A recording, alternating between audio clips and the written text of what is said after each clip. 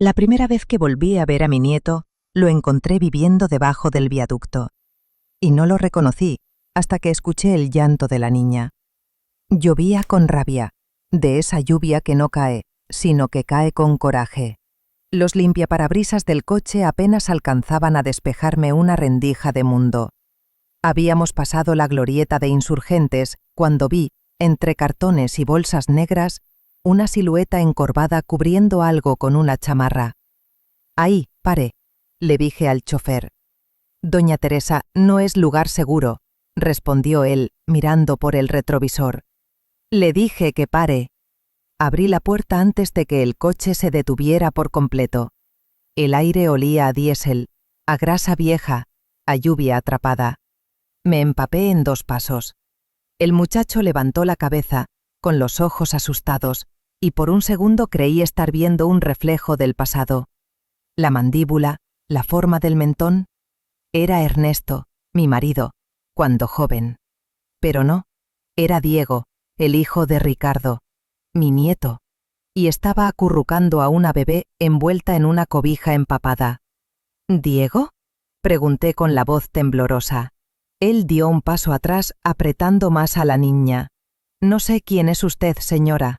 «Soy Teresa Morales», dije tragando saliva. «Tu abuela». Lo vi endurecer la cara. «Mi papá no tiene mamá», respondió con ese tono seco, sin miedo, pero con algo de odio. Me dolió más esa frase que la lluvia en la cara. Me acerqué un poco.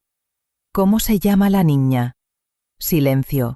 Solo el agua cayendo del concreto. Entonces la bebé soltó un quejido, un sonidito áspero, como si el pecho se le cerrara. «¿Desde cuándo tose así?», pregunté.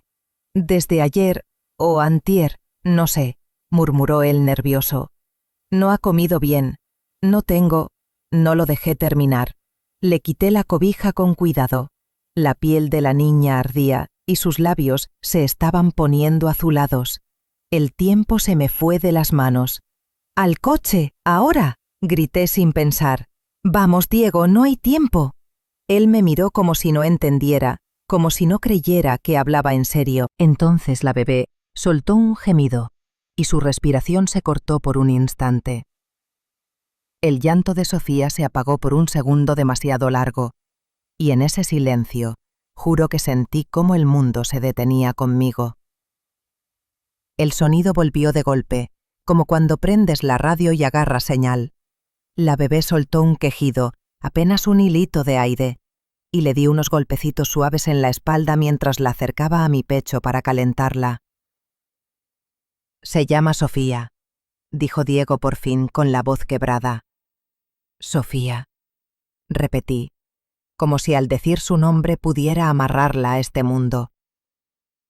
El chofer abrió la puerta trasera y yo me metí primero, con la niña pegada a mí. Diego dudó. Miró su mochila rota. Miró sus cobijas mojadas, como si dejar ese pedazo de suelo fuera traicionar algo. «Súbete», le dije sin gritar, pero con esa firmeza que usaba cuando a mi hijo lo regañaba por llegar borracho. Entró. Cerré la puerta y le indiqué al chofer.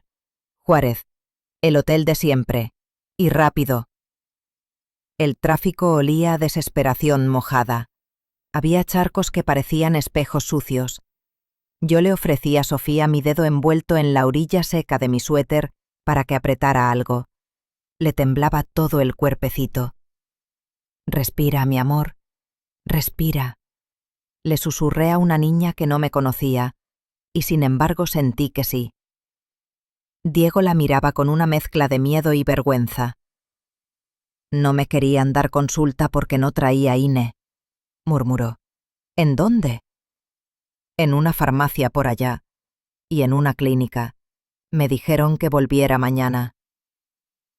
Cerré los ojos un segundo, como si así pudiera contener una rabia vieja que me subió desde la garganta. «No importa eso ahora, la vamos a atender».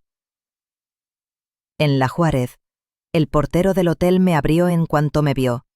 Conoce mi cara y, sin preguntar, mandó traer toallas calientes. «Habitación 304», dijo.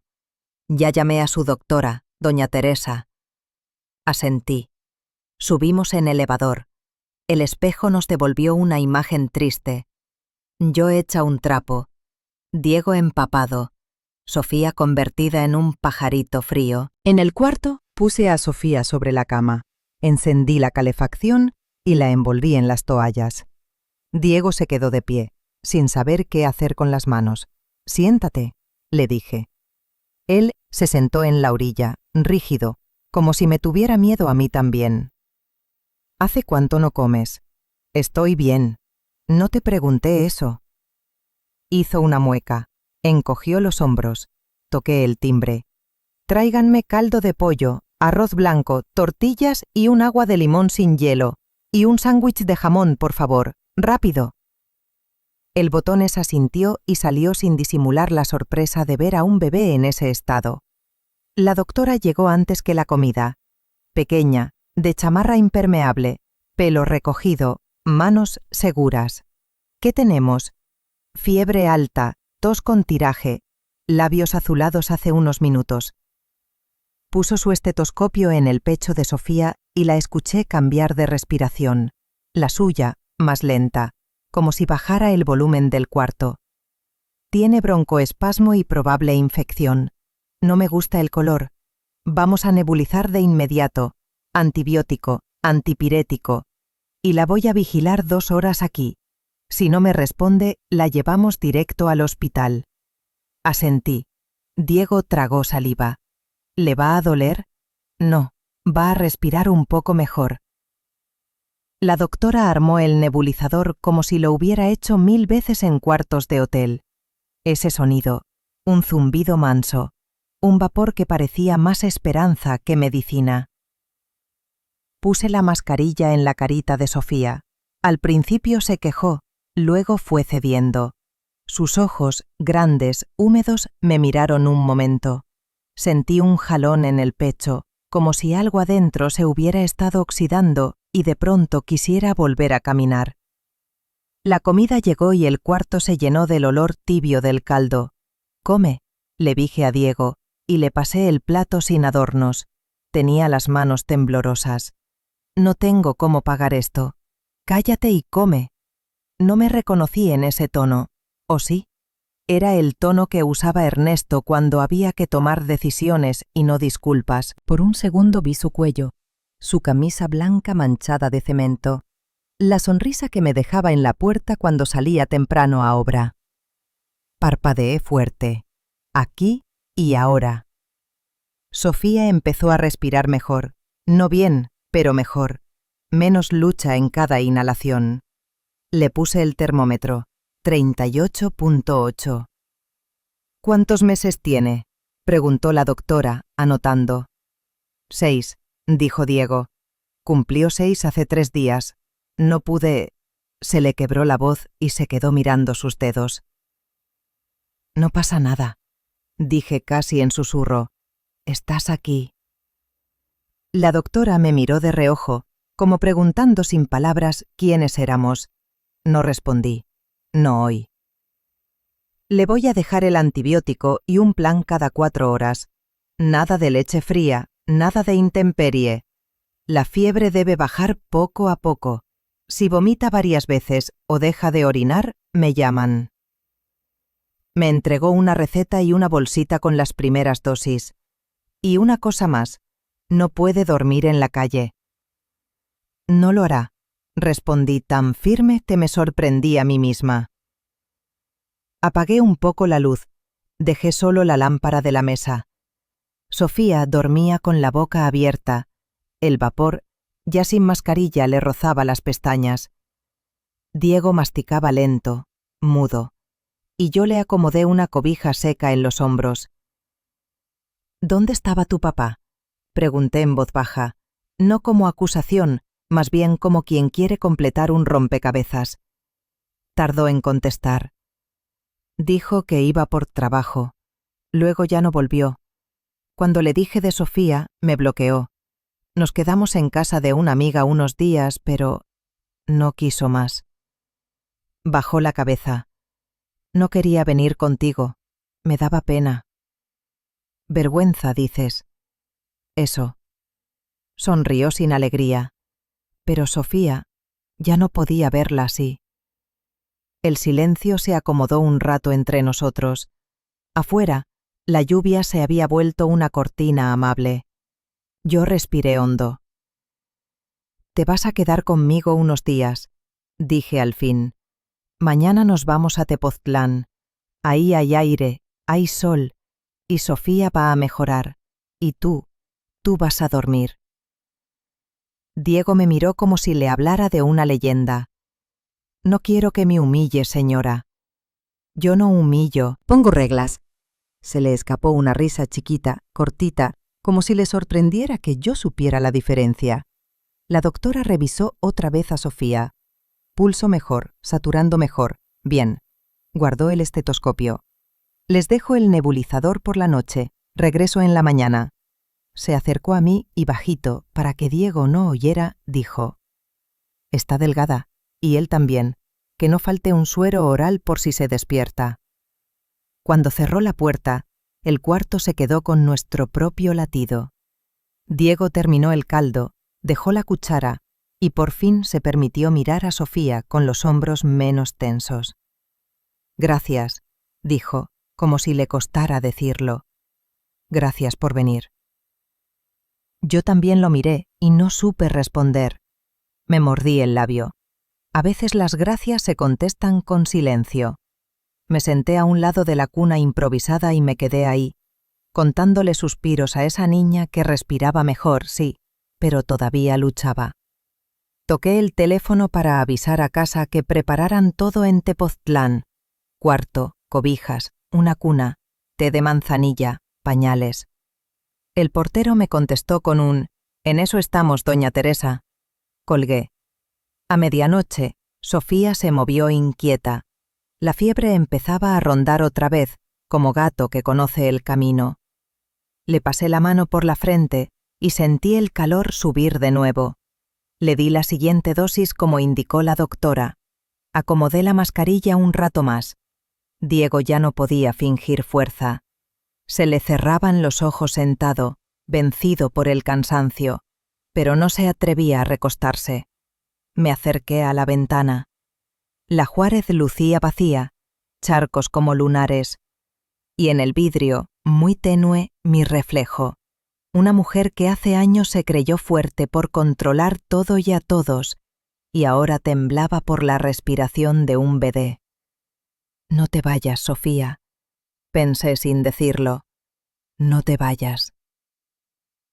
La doctora regresó casi a la 1, silenciosa, como si flotara. Volvió a oír el pecho, volvió a contar respiraciones.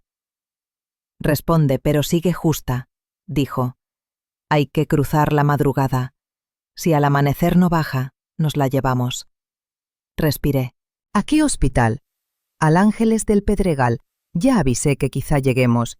Hizo una pausa y me miró fijo. «Doña Teresa, si en 12 horas no mejora, la internamos». No dormí. Ni un minuto. El sonido del nebulizador se me quedó metido en el oído, como si la máquina siguiera respirando por todos nosotros. A las 6 de la mañana, la luz del amanecer se colaba entre las cortinas del hotel y el cielo gris comenzaba a clarear. Me acerqué a la cama. Sofía tenía la frente húmeda. El pecho subía y bajaba con ritmo. Ya no jadeaba. Le tomé la temperatura, 37.4. Bajó. Me quedé viéndola, sin atreverme a moverla. Su cuerpecito dormía tranquilo, envuelto en la cobija de toalla. Diego, recargado en la pared, también dormía, sentado, con la cabeza caída sobre el pecho. Tenía la barba crecida, los labios resecos, las manos sucias, y aún así, por primera vez, vi en su cara algo que me dolió reconocer: paz. No quise despertarlo. Llamé a recepción, pedí café de olla, pan dulce y un plato de frutas. Mientras esperaba, me asomé a la ventana. La ciudad segundo mojada, con ese brillo de después del desastre, cuando todo parece más limpio de lo que realmente está. Ahí afuera, La vida seguía corriendo, los puestos de tamales humeando, los camiones atascados, el ruido de siempre. ¿Y yo? Yo estaba ahí, en una habitación de hotel con mi nieto y una bebé a la que no conocía, preguntándome cuándo había perdido tantos años, tantas oportunidades de decir «te necesito». «¿Qué hora es?», preguntó Diego, despertando sobresaltado. «Las 6:30», le respondí. «Baja la fiebre». Se llevó las manos a la cara y respiró hondo. No sé cómo agradecerle. «No me agradezcas, no todavía», le dije. «Desayuna, lávate las manos, cámbiate. Hoy salimos de aquí». «¿A dónde?» «A Tepoztlán». «¿Por qué?» «Porque allá el aire cura cosas que los médicos no pueden». «No quiero irme lejos». «¿Lejos de quién, Diego?», pregunté sin levantar la voz. Él bajó la mirada. No contestó. Sabía perfectamente de quién. La bandeja llegó con el desayuno y el olor a café llenó el cuarto. Le serví a Diego y me quedé mirando cómo partía el pan con cuidado, como si no quisiera ensuciarlo. No me atreví a preguntarle cuánto tiempo llevaba en la calle. Había cosas que se decían solas, sin palabras. «¿Y su casa está allá?», preguntó después de un rato. «Sí, una vieja casa en el centro, cerca del mercado. Mi esposo la construyó antes de morir». «Mi abuelo», murmuró Diego probando el café. «Dicen que fue bueno». «Lo fue», dije y tragué saliva. «Lo fue» era más fácil que decirle cómo murió, cómo su propio padre lo mató sin tocarlo. Sofía se movió, se estiró, hizo un sonido suave y me sorprendí sonriendo. Diego la miró con una ternura que partía el alma. Le acarició el cabello con los dedos torpes, con una delicadeza que no le había visto a nadie en años. Ese gesto, mínimo, me recordó a Ernesto otra vez, cuando me despertaba con el café ya hecho y decía: «Levántate, Teresita, que el día no espera». Parpadeé. Era el mismo brillo en los ojos, la misma manera de cuidar sin decir nada. «Vamos a hacer esto bien», le dije de pronto sin planearlo. «Allá hay médicos, hay jardín, hay comida caliente y hay silencio». ¿Silencio? Sí, silencio. Lo que más hace falta cuando uno tiene miedo. Diego asintió despacio. «Una semana, nada más», dijo. «Una semana», le confirmé, aunque sabía que no se iría tan fácil. Mientras preparaba las cosas, vi su mochila tirada en el piso. Estaba abierta, y dentro se asomaba una foto arrugada, una mujer joven, de cabello castaño, con la bebé en brazos. «¿Es la mamá de Sofía?», pregunté. Él asintió sin mirarme. «Se fue cuando nació la niña. Dijo que no podía». Silencio. No insistí.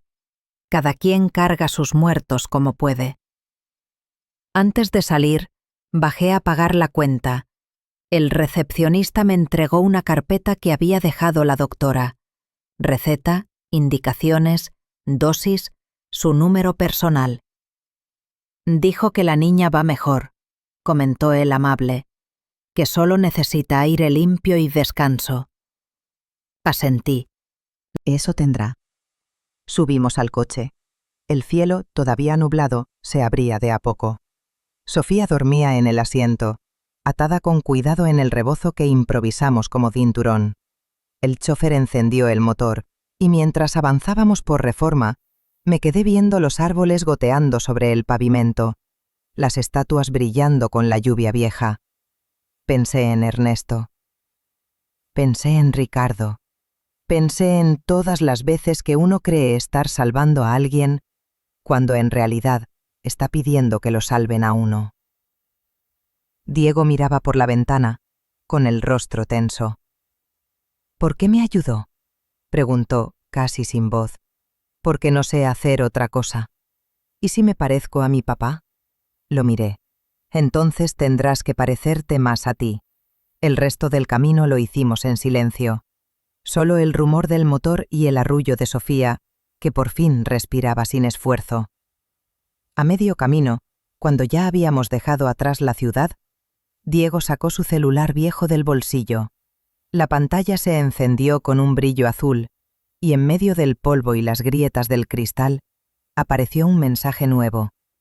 Lo leyó, y su expresión cambió. Pálido, tenso.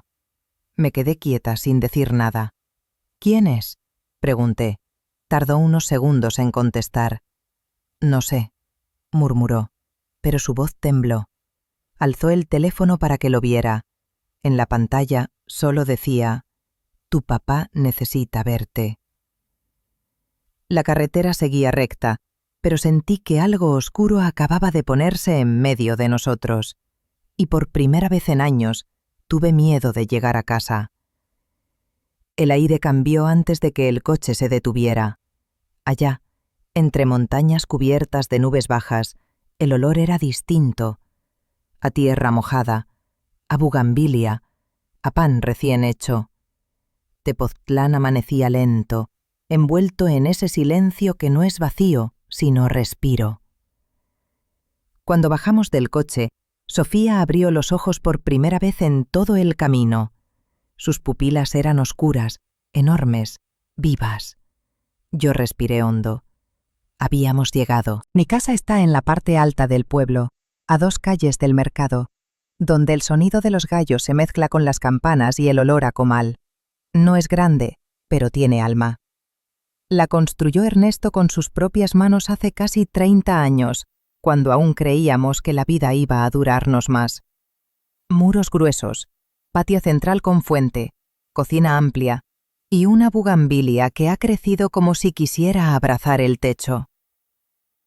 Ahí nos esperaba Lupe, la mujer que me ayuda desde que mis hijos eran niños. Su delantal, su sonrisa, su mirada rápida. «Doña Teresa, por fin», dijo secándose las manos en el mandil. Yo apenas alcancé a asentir. «Este es Diego», presenté, y Lupe entendió sin preguntar. «¿Y la niña?» «La bebé se llama Sofía». Lupe la cargó con esa naturalidad que solo tienen las mujeres que han criado sin que nadie las aplauda. «Está delgadita pero bonita, ¿eh? Tiene mirada de ángel». Diego sonrió, un gesto torcido, sincero, como si hacía mucho no lo hacía. «Hay agua caliente, doña Teresa. Les preparo algo de comer». «No, primero un baño para ellos. Agua tibia, toallas limpias». Lupe asintió y desapareció rumbo al cuarto del fondo. Le mostré a Diego la casa en silencio.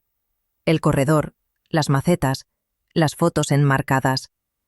Él se detenía frente a cada una, sin decirlo, buscando algo. Una cara, una historia, un indicio de que su lugar en el mundo existía antes de esta semana. «¿Él es mi abuelo?», preguntó de pronto señalando una foto de Ernesto en una obra, con casco y sonrisa de cansancio. «Sí, él». Diego se acercó más. Tenía las manos manchadas de polvo y aún así las juntó detrás, como si le diera miedo ensuciar el marco. «Se ve buena gente». Lo era. No dije más. Algunas heridas no se cuentan, se respiran. Después del baño, Diego salió con una camisa limpia que Lupe había encontrado entre la ropa de mi hijo cuando aún vivía aquí. Le quedaba grande. Sofía dormía en un Moisés improvisado, cubierta con una manta de flores. «Le puse té de manzanilla, doña Teresa», dijo Lupe desde la puerta. «La niña comió poquito, pero ya no tose». «Gracias, Lupe. Hoy que nadie los moleste». Cuando quedamos solos, Diego se acercó a la ventana. «¿Por qué hace todo esto por mí?» «Porque puedo». «¿Y si mi papá viene?» «Entonces lo recibiré yo. Tú no tienes que hacerlo». bajó la cabeza. Usted lo odia, ¿verdad? Lo miré. Yo no odio, Diego, pero no olvido. Sofía soltó un suspiro. El viento trajo el sonido de las campanas de la iglesia. Por un momento, todo fue calmo. Le dejé la habitación del fondo, la que daba al jardín. Tenía una ventana grande que abría hacia los volcanes. Tu puerta con llave, le dije. Aquí nadie te obliga a hablar. Comen cuando quieran. No hay preguntas hoy. ¿Y mañana? Mañana vemos. Antes de irme a mi cuarto, pasé por el despacho de Ernesto. Aún conservo sus planos, sus lápices, sus cuadernos. Era su lugar. Y aunque el polvo se acumulaba sobre los muebles, el aire ahí seguía oliendo a madera, a tinta vieja, a recuerdo. Cerré la puerta despacio, pero Diego me llamó. ¿Puedo ver los planos? Claro, si quieres. Me asomé desde el pasillo y lo vi recorrer el escritorio con los dedos. Sacó un álbum de cuero gastado. Lo abrió. Entre los planos de casas y edificios había fotos de colonias recién construidas. Niños jugando, albañiles sonrientes, mujeres limpiando los primeros pisos. Ernesto tenía esa costumbre, tomar una foto cada vez que entregaba una vivienda, una promesa de hogar. Diego pasó las páginas con cuidado, y de pronto se detuvo. Había una hoja suelta, doblada, escrita a mano por Ernesto. Era una lista. Nombres, fechas, y al final, un único renglón. Para Diego, cuando sea el momento. Diego me miró desde el umbral, con esa mezcla de miedo y asombro que tienen los que sienten que la vida los estaba esperando sin saberlo. ¿Qué es esto?, preguntó. Todavía no lo sé, le respondí, aunque dentro de mí algo empezó a encajar, pedazo por pedazo. Y mientras él sostenía esa hoja amarillenta, una parte del pasado empezó a levantarse entre los dos, como una casa vieja que exige ser reparada. Diego dobló el papel, lo guardó en el bolsillo y me dijo sin mirarme, «Si mi abuelo pensó en mí, entonces mi papá también sabe que existo». Y en ese instante supe que Ricardo no tardaría en aparecer. Pasaron 3 días antes de que Diego cruzara la puerta del despacho por su propia cuenta. Durante ese tiempo se dedicó a lo que podía, lavar los platos, regar las plantas, salir con Sofía a solearse en el patio. No hablaba mucho, pero escuchaba, y cuando hablaba, decía lo justo. Esa quietud, ese modo de andar con cuidado, me recordaba demasiado a Ernesto cuando planeaba algo grande. No hacía ruido, pero todo lo observaba. Una mañana lo encontré en la mesa del comedor revisando un plano de la vieja colonia Santa Rosa. Tenía un lápiz en la mano y trazaba líneas torcidas sobre el papel. «¿Qué haces?», pregunté. «Intento entender por qué los drenajes fallaban aquí». Me incliné. Tenía razón. Ese proyecto lo había diseñado mi esposo 20 años atrás, y el municipio lo modificó mal. ¿Cómo sabes eso? Vi la pendiente en Google Maps, dijo encogiéndose de hombros. Sonreí sin querer. El ojo lo trae en la sangre, parece. Él no contestó, pero el rubor en sus mejillas me bastó. Decidí que ya era momento. Lo llevé conmigo a la oficina central de Hogar Morales, en Cuernavaca. El edificio olía a cemento nuevo, a pintura fresca. En la recepción, los empleados se quedaron mirándolo con curiosidad. Ese joven flaco, con ropa prestada y cara de no saber si pertenecía o no. No dije que era mi nieto, solo, viene a aprender. Le presenté a Reinaldo, mi jefe de obras y amigo desde hace décadas. Él te va a enseñar. Quiero que empiece desde abajo, papeleo, permisos, recorridos. Reinaldo asintió sin preguntas. Era de los pocos que no necesitaban explicaciones para confiar en mi intuición. El primer día, Diego regresó callado. El segundo, con tierra en los zapatos. El tercero, con las manos raspadas y un brillo distinto en los ojos. Lupe lo vio llegar y comentó bajito: «Le está gustando, doña Teresa, se le nota». Aquella noche, mientras Sofía dormía, lo encontré afuera, sentado junto a la fuente, mirando las luces del pueblo. Me acerqué despacio. «¿Cómo te fue hoy?» «Bien, raro. Había una señora llorando porque su casa se inundó. Reinaldo le prometió que irían a arreglarlo, aunque el seguro no lo cubría. Dijo que eso era parte de construir hogares». Sonreí. «Así decía tu abuelo. Las casas se venden, los hogares se hacen». Él asintió, pero no sonrió. «Doña Teresa, dime Teresa, ya basta de tanta distancia». «Teresa, ¿qué pasó con mi papá y mi abuelo?» Silencio. El viento del cerro se llevó el sonido de la fuente, como si el pueblo entero esperara que respondiera. Me tomó años poder hablarlo sin quebrarme, pero esa noche lo hice. Le conté todo. Le hablé del último proyecto de Ernesto cuando Ricardo lo convenció de invertir en un terreno en Morelos, de cómo desapareció el dinero, de cómo Ernesto lo enfrentó y del infarto que lo tumbó en el suelo antes de terminar la frase, de cómo Ricardo nunca volvió a aparecer ni al funeral y de cómo desde entonces yo había aprendido a vivir con el sabor metálico de la culpa y el orgullo. Diego no me interrumpió. Solo miraba fijo el reflejo del agua en la fuente, sin parpadear. Cuando terminé, se quedó largo rato en silencio. «Siempre supe que mi papá mentía», dijo al fin, «pero quería creerle. Decía que usted lo había echado, que lo odiaba por envidia». Se rió sin alegría, y yo le creí. «Era más fácil que verlo por lo que era», respondí. «Sí». «¿Y ahora?» «Ahora entiendo que él mató a su propio padre sin tocarlo». No supe qué decirle, solo asentí. Había cosas que dolían igual, sin importar quién las dijera. Diego respiró hondo. «Voy a seguir en la empresa, pero no quiero favoritismos». «No los tendrás.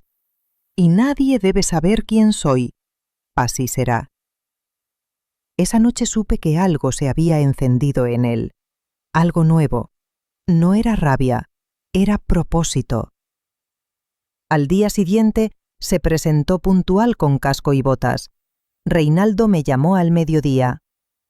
«El chamaco pregunta, mide, no se raja, tiene cabeza». Sonreí. Por primera vez en muchos años, sentí que la historia podía repararse, aunque fuera en pedazos. Esa tarde, cuando el sol caía y el pueblo olía a leña, Diego llegó con una libreta bajo el brazo. «Estuve revisando las colonias viejas. Hay un terreno abandonado en Tlalnepantla. Podría servir para vivienda social. Está bien ubicado, pero nadie lo ha querido por los drenajes». «¿Y tú crees que se puede?» «Sí, si escuchamos primero a la gente que vive cerca». Levanté una ceja. «Escuchar antes de medir», eso decía tu abuelo. Diego sonrió. «Tal vez me parezco un poco». Cuando iba a entrar, mi teléfono vibró sobre la mesa. Era un número desconocido. Contesté sin pensar. Silencio al otro lado. Luego una voz que no escuchaba desde hacía años, fría y seca como el metal. «Hola, mamá. Soy Ricardo». El mundo me dio vueltas. La fuente seguía sonando, pero ya no escuché el agua. Solo el eco de esa voz que creía haber enterrado con Ernesto. Me quedé muda. Esa voz no venía del pasado, venía de un lugar más hondo, ese rincón donde la culpa se guarda con llave. No supe si colgar o gritarle. Solo apreté el teléfono. «¿Qué quieres, Ricardo?», pregunté al fin. Rió despacio. Ese mismo tono arrogante, el mismo que usaba cuando niño, cuando se creía invencible. «Nada, mamá. Solo saber si estás viva y si ya conociste a mi hijo. El corazón se me fue al suelo. ¿Cómo sabes que está conmigo? Sé muchas cosas, respondió. Diego me escribió hace semanas, antes de desaparecer. No desapareció, lo echaste a la calle. Él decidió irse, no quiso obedecerme. Me reí. Fue una risa amarga, quebrada. ¿Obedecerte?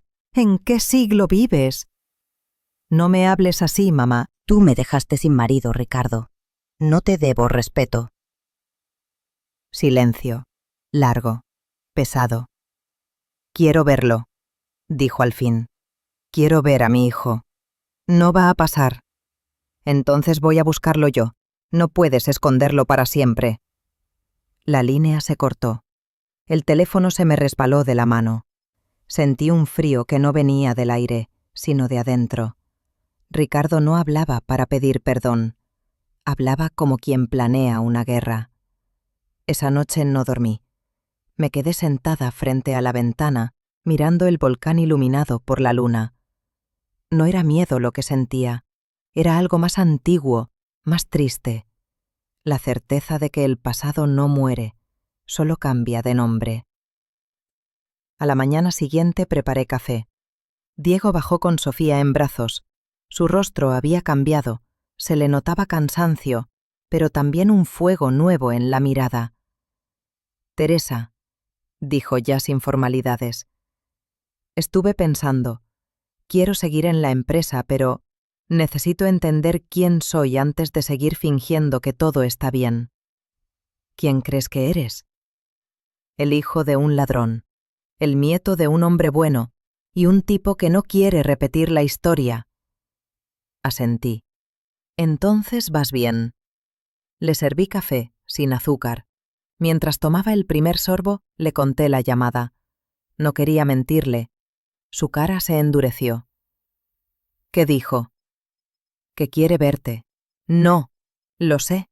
No tiene nada que decirme. Todo lo que me enseñó fue miedo. Guardé silencio. No era momento de empujar. Pasaron los días y Diego se metió de lleno al trabajo. Revisaba planos, recorría terrenos, hablaba con vecinos. Reinaldo me contaba que tenía talento, que la gente lo escuchaba. No es ingeniero, pero entiende a la gente mejor que muchos licenciados, decía entre risas. Una tarde, volviendo de un recorrido en Ecatepec, Diego llegó con las botas llenas de lodo y una sonrisa que no le conocía. «Tienes que ver esto», puso sobre la mesa un mapa dibujado a mano. «Aquí», dijo señalando, «son 5 hectáreas vacías junto a la primaria y una clínica». Si logramos conseguir permisos, podríamos hacer un desarrollo con vivienda accesible y áreas verdes. ¿Cuánto costaría? Menos de lo que gastan en publicidad los de la competencia. Se rió solo, luego se puso serio.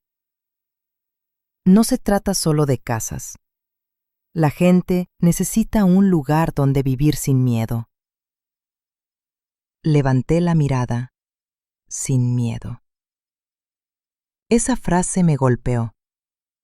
Era justo lo que Ernesto decía. Acordamos que prepararía una propuesta formal. Yo lo apoyaría desde la sombra, pero el crédito sería suyo. Que te vean por lo que haces, no por tu apellido, le dije. Él sonrió. Trato hecho. Esa noche, cuando Sofía dormía, salí al patio. La fuente seguía corriendo mansa como siempre. Pensé en Ricardo, en su voz. En cómo el poder lo había vuelto hueco, ciego. Pensé en Diego, tan distinto y tan igual. Y sentí una punzada en el pecho, el miedo a que ese muchacho, mi nieto, heredara no solo la sangre, sino también la herida. El sonido del teléfono interrumpió mis pensamientos. Era Reinaldo. Teresa. Su voz sonaba rara. No quiero alarmarla, pero alguien estuvo tomando fotos hoy en el terreno. A Diego, al equipo.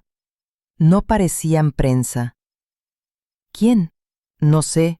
Un tipo en una camioneta gris. El silencio se alargó. ¿Cree que sea lo que pienso?, preguntó él. Sí, respondí sin dudar. ¿Llamo a seguridad? No, aún no. Colgué. Entré a la casa y encontré a Diego en el sofá escribiendo algo en su libreta. ¿Qué haces? Anotando ideas. Quiero presentar la propuesta mañana. Diego. ¿Sí? Ten cuidado. ¿Por qué? Porque cuando uno empieza a construir, siempre hay alguien que quiere destruir. Sonrió con cansancio. No se preocupe. Ya aprendí a no tenerle miedo a los fantasmas. Me miró a los ojos y por un segundo vi la sombra de Ernesto en su gesto. Subí a mi cuarto, el corazón me latía lento, pesado, y supe que Ricardo ya había comenzado su juego. Esa noche, antes de dormir, revisé mi correo. Entre los mensajes del trabajo había uno sin remitente. Solo una línea, corta, seca. Tu nieto no te pertenece.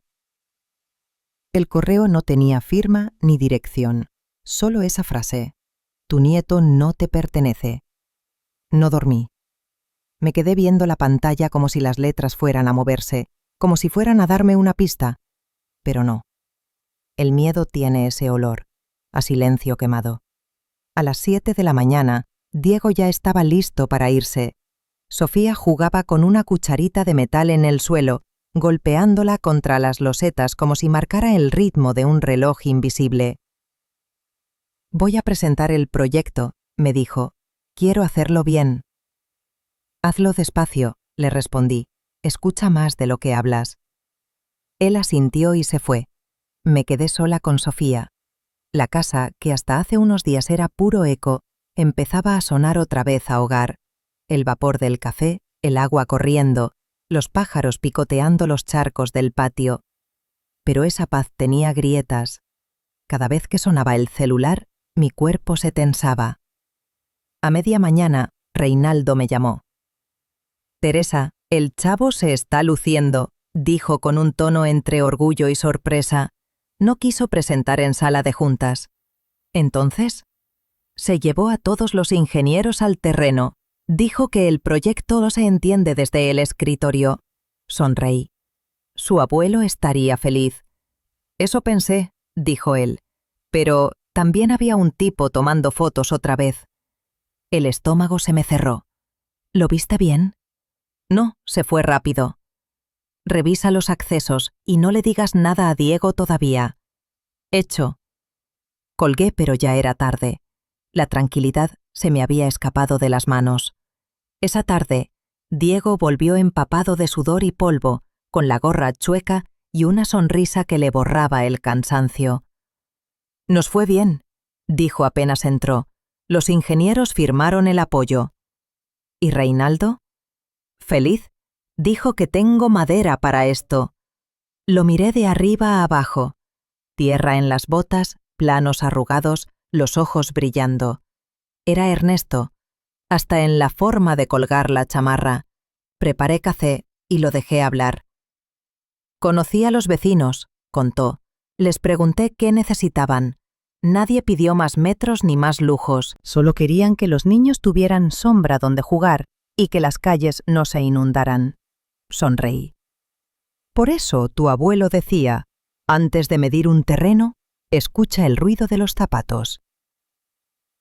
Diego me miró con esa mezcla de asombro y ternura. ¿Siempre fue así él? Siempre. Guardó silencio un segundo, luego añadió, yo no sé si puedo ser como él. No tienes que serlo. Solo asegúrate de no parecerte a tu padre. El aire se detuvo un instante. No le tembló la voz. Mi padre no me enseñó a construir, Teresa. Me enseñó a desconfiar. Entonces ya aprendiste lo suficiente, le dije. Lo demás se aprende con ladrillos. Esa noche, mientras Sofía dormía, lo vi sentado en el escritorio de Ernesto, escribiendo algo en una libreta. No quise interrumpirlo. Solo lo observé desde la puerta, y por primera vez supe que el silencio no siempre duele, a veces cura. A la mañana siguiente, llegó el correo con el informe de Reinaldo. Adjunto el mapa del terreno, los planos corregidos y una nota al final. El joven tiene don para esto, pero cuidado. Hoy vimos una camioneta gris otra vez. Parecía seguirnos. No dije nada. Guardé el documento en la carpeta de proyectos y apagué la computadora. Si Ricardo estaba detrás de eso, no iba a actuar con torpeza. Tenía dinero, contactos y esa frialdad que aprendió del poder. Diego salió de nuevo esa tarde. Tenía reunión con el comité de planeación en Cuernavaca. Antes de irse, me dio un beso en la mejilla, el primero desde que llegó. Fue rápido, torpe, sincero, y en ese gesto, algo en mí se rompió y se reconstruyó al mismo tiempo. Pasaron las horas. Yo tejía una bufanda para Sofía cuando sonó mi teléfono. Era un número nuevo. Contesté. ¿Doña Teresa Morales? Una voz femenina, nerviosa. Sí. Habla Maritza, del ayuntamiento. Estábamos en la presentación del proyecto Patios del Viento y quería felicitarla por su nieto. ¿Perdón? Por Diego. Es un muchacho brillante. Dijo que el proyecto es de usted. Me quedé helada. No, Maritza, es de él. Bueno, solo queríamos decirle que todos quedaron impresionados. La prensa local tomó fotos. Mañana sale en el periódico. Colgué despacio. La prensa. Fotos. Nombre. Esa noche no pude esconder la preocupación. Diego entró contento, con Sofía dormida en brazos. «¡Aceptaron el proyecto!», dijo. «Vamos a empezar los estudios de suelo». No tuve corazón para arruinarle la alegría. Lo abracé. No como abuela, sino como alguien que sabe lo que viene cuando la vida empieza a brillar demasiado. La sombra. A la mañana siguiente, la portada del diario de Morelos me lo confirmó. Foto grande, sonriente, con casco amarillo y plano en mano. El título: Joven gerente propone modelo de vivienda social humanista. Y debajo, en letras pequeñas, una línea que me heló la sangre. Fuentes cercanas afirman que es hijo del empresario Ricardo Morales. El café se me cayó de las manos, y antes de poder reaccionar, el timbre de la casa sonó. Lupe abrió. En la entrada, con lentes oscuros y una sonrisa torcida, estaba Ricardo. Ricardo no había cambiado, ni un poco. El mismo traje impecable, el mismo reloj de oro, el mismo olor a perfume caro que intentaba cubrir algo más viejo. El rastro de la mentira. Lupe, sin saber quién era, le ofreció pasar. Yo bajé despacio las escaleras. Cada paso me pesaba como si cargara los años que le debía al silencio. «Hola, mamá», dijo él, quitándose los lentes. Tenía el cabello con canas en las sienes, pero la sonrisa seguía siendo la misma que usaba cuando quería conseguir algo. «No te atrevas a llamarme así», le respondí. «¿Por qué? ¿Porque te dolió escuchar mi voz? Porque no mereces decir esa palabra». Nos quedamos de frente en la sala. Sofía dormía en el cuarto del fondo. Lupe entendió enseguida y se fue sin hacer ruido. Ricardo miró alrededor, como quien revisa una casa que alguna vez fue suya. «Todo igual», murmuró, «hasta el olor a flores viejas». «¿Qué quieres?», pregunté sin rodeos. «Hablar con Diego». «No. No vine a pedir permiso». «Y yo no vine a discutir». «Mamá», dijo con una calma peligrosa. «Él es mi hijo». «No, es tu consecuencia». El silencio que siguió fue tan denso que el aire pareció quebrarse. Ricardo se acercó un paso. No puedes borrarme de su vida. Ya lo hiciste tú mismo. No tienes idea de lo que haces. Claro que sí, dije. Lo protejo. Algo que tú nunca hiciste. Por un momento creí que iba a gritar, pero sonrió. Esa sonrisa fría, de quien sabe que el golpe siguiente no será con palabras. Mira, mamá, no vine a pelear, vine a ofrecerte algo. No quiero nada de ti. Deberías escucharme. No. Entonces escúchame como empresaria, dijo sacando un sobre del saco. Este proyecto de Diego, Patios del Viento, ya llegó a oídos de mis socios. Quieren invertir. ¿Tus socios? Sí, gente seria, del norte. Podemos hacerlo crecer, llevarlo a nivel nacional. ¿Y a cambio de qué? De nada, solo queremos participar. Lo miré fijamente. ¿Participar o apropiarse? ¿Qué importa si el resultado es el mismo? Dinero, reconocimiento. Tú no entiendes nada, le interrumpí. Esto no se trata de dinero. Por supuesto que sí, replicó alzando la voz. Siempre se trató de eso, hasta cuando papá murió. ¡Cállate!, le grité sin poder contenerme. Pero él no lo hizo. Tú lo sabías, ¿verdad? Sabías que él no podía con tanta presión. Te estás hundiendo, Ricardo. No, mamá. Me estoy levantando. Y esta vez mi hijo va a hacerlo conmigo. En ese instante, Diego apareció en el marco de la puerta. Llevaba a Sofía en brazos. Nos miró a los dos, confundido.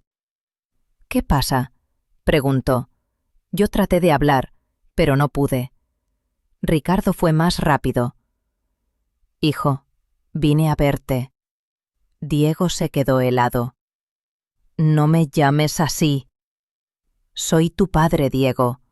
Fuiste, corrigió él. Lo que soy ahora, lo soy a pesar de ti. Ricardo sonrió con esa calma que siempre escondía la crueldad. No digas eso, hijo.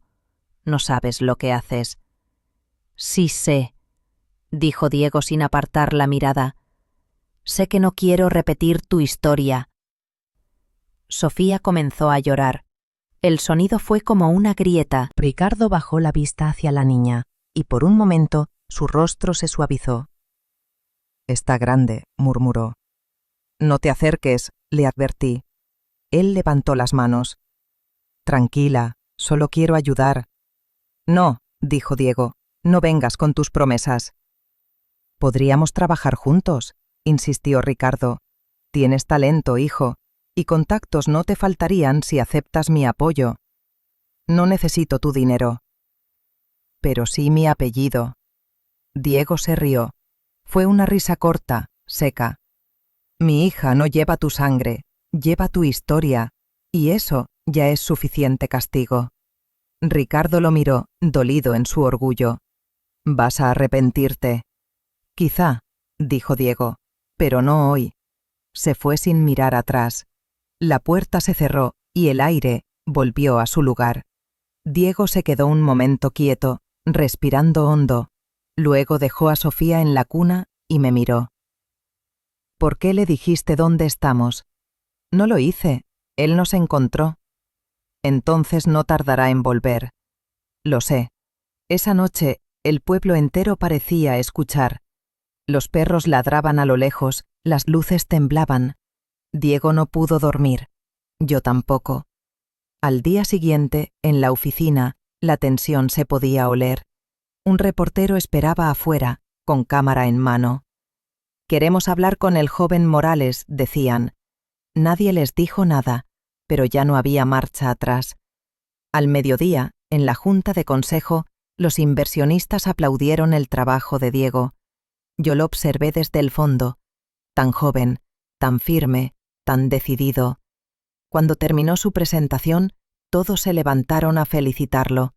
Uno de los directivos, sin saber, comentó en voz alta: «Tiene madera de líder, tal vez hasta de heredero. Yo no dije nada, pero sentí algo moverse dentro de mí. Quizá era el futuro abriéndose paso, quizá era el miedo disfrazado de esperanza. Por la tarde, Diego regresó con el periódico doblado bajo el brazo. Lo dejó sobre la mesa. Salió otra nota, dijo. Hablan bien del proyecto. ¿Y? Y dicen que soy la nueva generación Morales. Nos quedamos callados. Sabíamos lo que eso significaba. Él está detrás de esto, ¿verdad? Preguntó.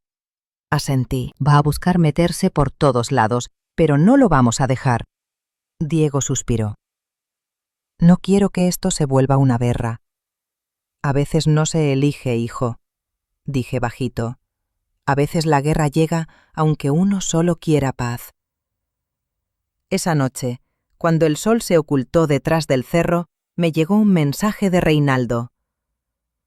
Ricardo y una mujer vinieron a la oficina. Preguntaron por Diego. Dicen que quieren reunión urgente. Y abajo una foto.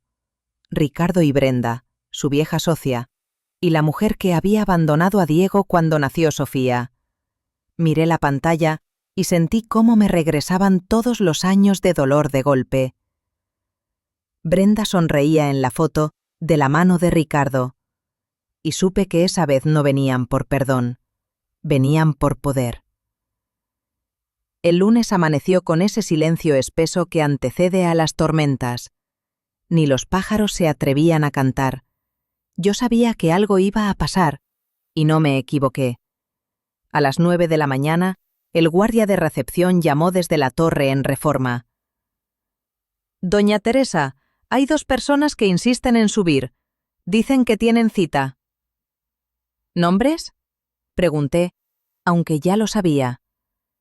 «El señor Ricardo Morales y la señora Brenda García». Respiré hondo.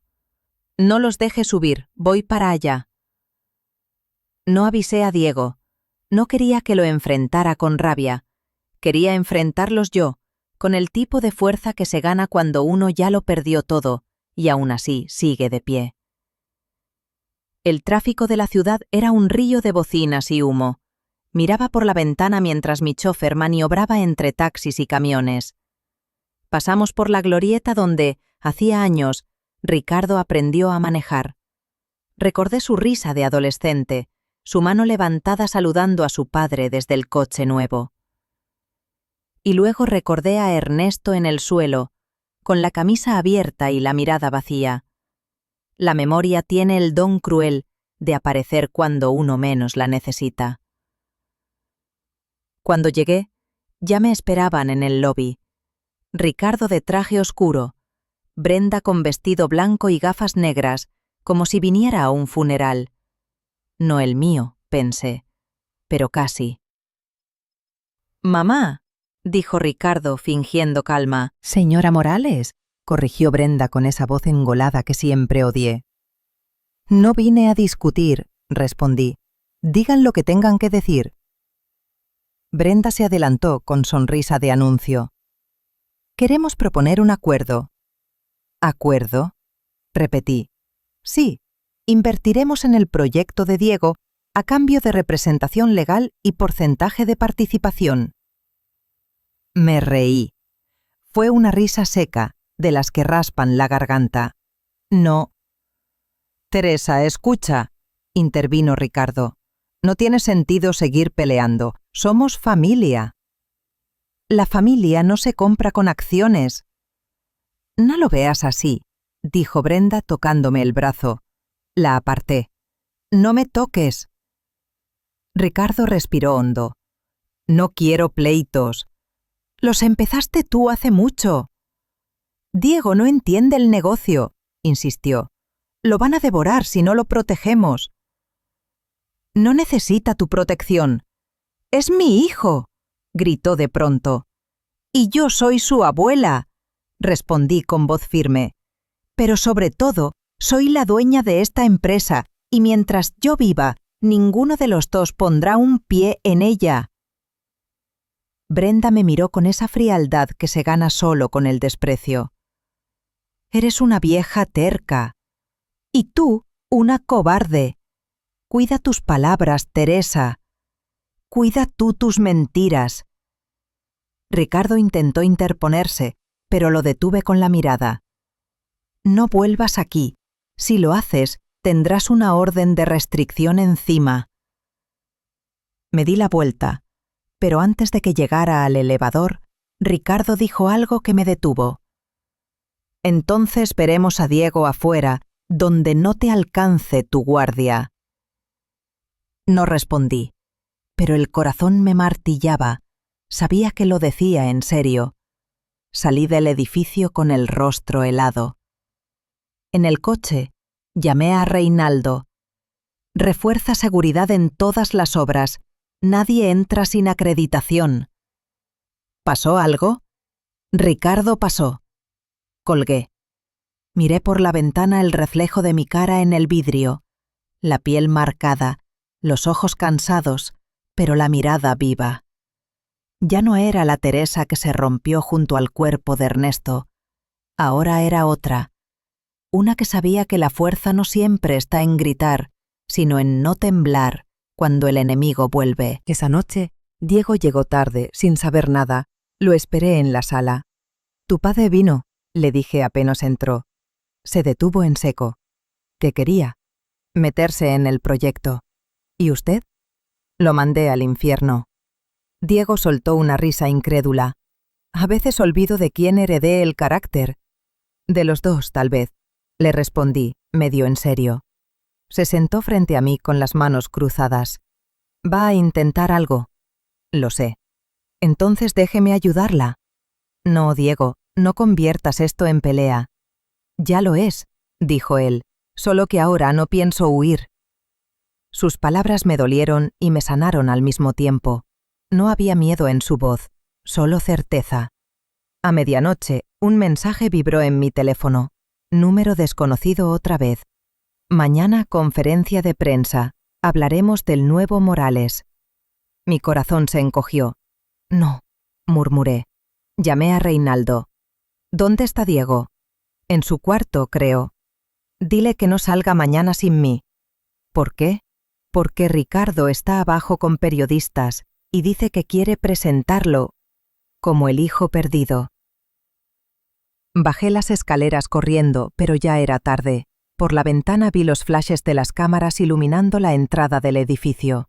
Y en medio de la multitud, la voz de Ricardo gritó: «Les presento al verdadero heredero Morales». Las luces de los flashes reventaban contra los cristales del lobby. Desde el piso 12 podía oír el zumbido de las cámaras, el murmullo de los reporteros, ese olor agrio del escándalo recién nacido. Respiré hondo. No era la primera vez que Ricardo convertía una vergüenza en espectáculo, pero sí sería la última. Bajé en el elevador sin pensar. Cada piso era un segundo más para recordar lo que había perdido por no detenerlo antes.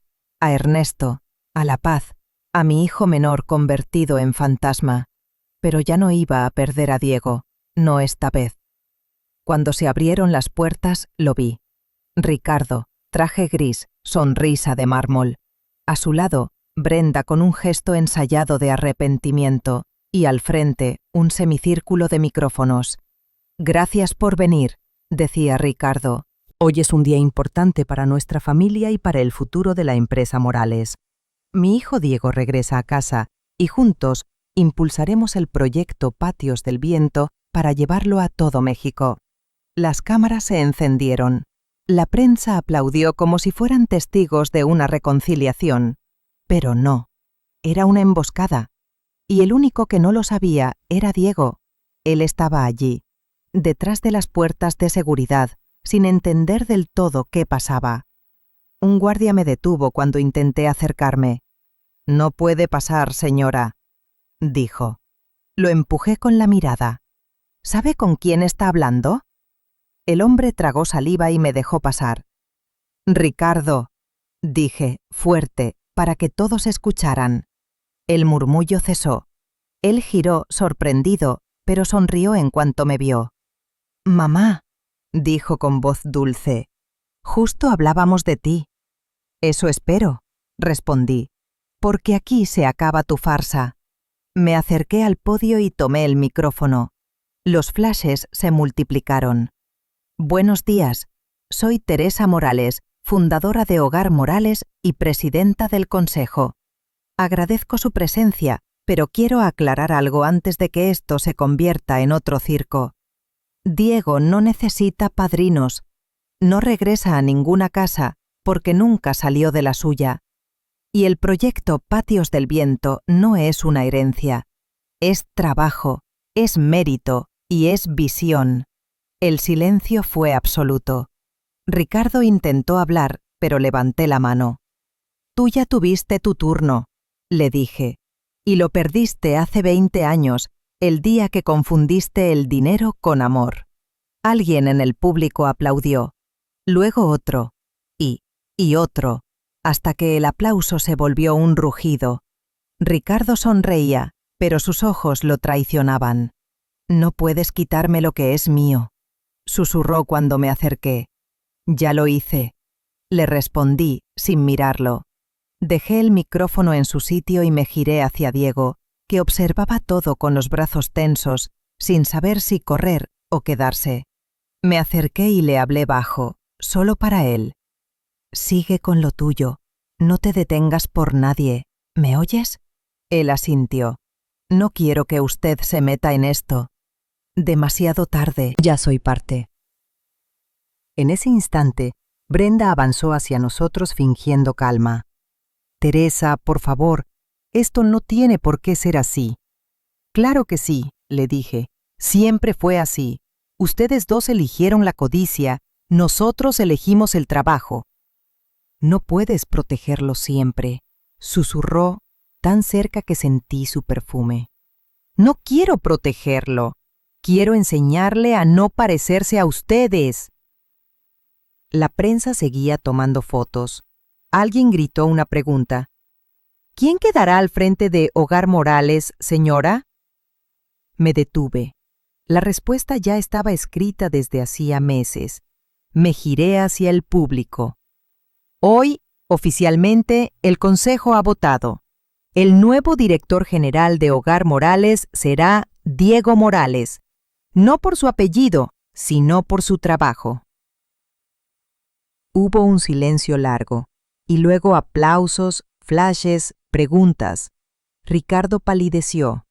Brenda fingió una sonrisa, y Diego se quedó inmóvil, con los ojos húmedos, mirándome sin entender del todo.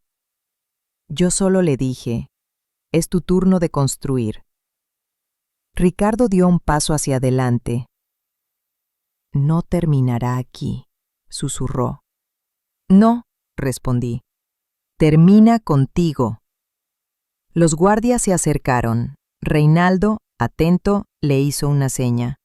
2 hombres acompañaron a Ricardo y a Brenda hasta la salida. Mientras se alejaban entre los flashes, los reporteros gritaban preguntas, pero nadie escuchó sus respuestas. Por primera vez, su voz ya no importaba. Cuando el lobby quedó vacío, me apoyé en una columna. Las piernas me temblaban, pero el alma no. Diego se acercó. No tenía idea que iba a hacer eso. Yo tampoco, dije sonriendo. A veces el valor llega sin avisar. Al salir, el aire olía a tormenta. El cielo se había puesto gris. En el horizonte, la lluvia bajaba como un telón. Sabía que no era el final. Faltaba la caída, la herida, el cierre. Y aún así, por primera vez en años, no sentí miedo, solo una paz rara. La de saber que el poder, el verdadero, no viene del dinero, sino de decir basta. El chofer abrió la puerta. ¿A casa, doña Teresa? Sí, a casa. El camino a Tepoztlán fue silencioso. Los cerros parecían observarnos desde lejos, cubiertos de niebla. Sofía dormía en su silla, con el chupón aún en la boca. Diego la miraba con ternura. ¿Y yo? Yo solo pensaba en Ernesto. Lo hicimos, viejo, murmuré sin voz. El coche se detuvo frente al portón, pero antes de que bajáramos, el guardia de la entrada se acercó corriendo. «Doña Teresa, disculpe», dijo agitado. «Afuera hay más prensa». «¿Otra vez?» «No, señora». Le temblaban las manos. «No son periodistas. Es Ricardo. Está con cámaras y dice que quiere hablar con usted. Y con su hijo perdido». El trueno cayó tan cerca que el suelo vibró. Miré a Diego. Él me devolvió la mirada. Y sin decir palabra, los dos entendimos. La verdadera batalla empezaba ahora. El trueno retumbó tan fuerte que Sofía despertó llorando. La abracé sin pensar y por un instante me vi a mí misma 20 años atrás, sosteniendo a Ricardo entre los brazos después de una pesadilla. Nunca imaginé que algún día el monstruo de aquel sueño sería él.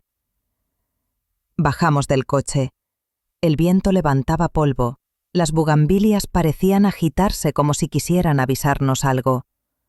Afuera, más allá del portón de hierro, estaban Ricardo, Brenda, 2 hombres trajeados y un enjambre de cámaras que apuntaban directo hacia nosotros. «No salgas», le dije a Diego. «No puedo dejarla sola. No es por mí», respondí. «Es por Sofía». Salí del coche antes de que él pudiera detenerme. Las cámaras se encendieron de inmediato. El ruido de los flashes me hizo entrecerrar los ojos. Ricardo se adelantó, fingiendo calma. «Solo quiero hablar, mamá». «Ya hablaste demasiado».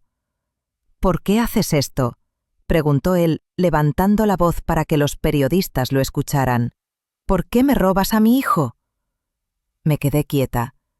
Podía oír el clic de cada lente, el murmullo de los curiosos. Y de repente ya no sentí vergüenza, solo cansancio. Di un paso adelante. «Porque la familia no se roba, Ricardo. Se cuida». «Tú destruiste esta familia. Tú la vendiste». Brenda trató de intervenir, pero la ignoré. Mi voz salió más fuerte de lo que esperaba. «¿Quieren titulares? Ahí les va uno». Me giré hacia las cámaras. «La familia no es sangre, es quien se queda cuando llueve».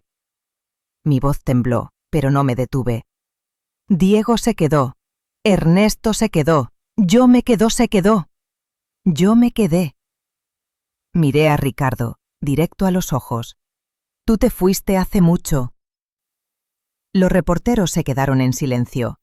Por un momento, el único sonido fue el de la lluvia comenzando a caer. Ricardo intentó mantener su sonrisa, pero la máscara se le rompió. «Vas a pagar por esto», murmuró. «Ya lo hice», le respondí, «con tu ausencia». Brenda bajó la mirada. Uno de los hombres trajeados le habló al oído. En segundos, el grupo comenzó a dispersarse. Las cámaras se apagaron. Solo quedó Ricardo, empapado, mirándome con rabia. Luego se dio media vuelta y se fue. No lo volví a ver. La lluvia se volvió más fuerte. El cielo se abrió como si el cerro llorara conmigo. Diego salió entonces, con Sofía en brazos. Su rostro era tranquilo, sin miedo. «¿Está bien?», preguntó. Asentí. «Sí, hijo. Ya terminó». «¿Seguro?». «Sí. Lo único que queda es construir lo que viene». Entramos a la casa. Lupe nos recibió con toallas y té caliente. Sofía volvió a reír, ajena a todo, mientras Diego le hacía cosquillas con los dedos. Me quedé mirándolos. Esa imagen valía más que cualquier venganza. Por la noche, Diego se acercó a mí. «Gracias», dijo. «¿Por nada?» «No, por todo, por no rendirse». Le sonreí. «No lo hice por ti, Diego. Lo hice por tu hija, para que crezca sin miedo». «¿Y usted ya no tiene miedo?» «Solo del silencio», dije. pero hasta eso se aprende a querer. Se inclinó y me abrazó. Por primera vez no sentí distancia, solo ese calor que había creído olvidado. A la mañana siguiente, las noticias hablaban de la reconciliación pública de los Morales, de la empresaria que había defendido su legado con dignidad. Pero para mí no era noticia, era cierre. En la cocina, Sofía dibujaba con crayones. Se me acercó con una hoja de papel. 3 figuras tomadas de la mano bajo una casa con techo rojo y una fuente al centro. «Mira, abue», dijo sonriendo, «aquí estás tú». Me incliné para verla mejor. 3 manos, una casa, y una frase escrita con letras torcidas: «Casa feliz». El corazón se me apretó. La abracé fuerte, oliendo a jabón y a vida nueva. «Sí, mi amor», le susurré. «Ahora sí estamos en casa». Diego nos miró desde la puerta, con la mirada serena. Por primera vez, no parecía el muchacho roto que encontré bajo el viaducto. Parecía un hombre completo, uno que sabía dónde estaba su lugar. El sol entraba por la ventana, la lluvia se había ido, y en ese instante lo entendí. Habíamos sobrevivido al apellido, al pasado y al miedo. Esa noche, mientras cerraba las ventanas, sentí algo distinto en el pecho. No culpa, no rabia. Solo una paz silenciosa que sabía a despedida. Miré a Sofía dormida, a Diego escribiendo en su libreta y murmuré: «Mañana, por fin podremos empezar de verdad». Esa mañana el cielo estaba limpio, sin una sola nube. El viento olía a pan dulce y a tierra mojada, y por primera vez en mucho tiempo no sentí el peso del día al despertar. Me levanté despacio, con los huesos protestando, pero con el alma liviana. Desde la ventana podía ver a Diego en el patio, sosteniendo a Sofía mientras ella intentaba atrapar burbujas de jabón. Su risa llenaba la casa entera. No había cámaras, ni llamadas, ni voces del pasado reclamando atención.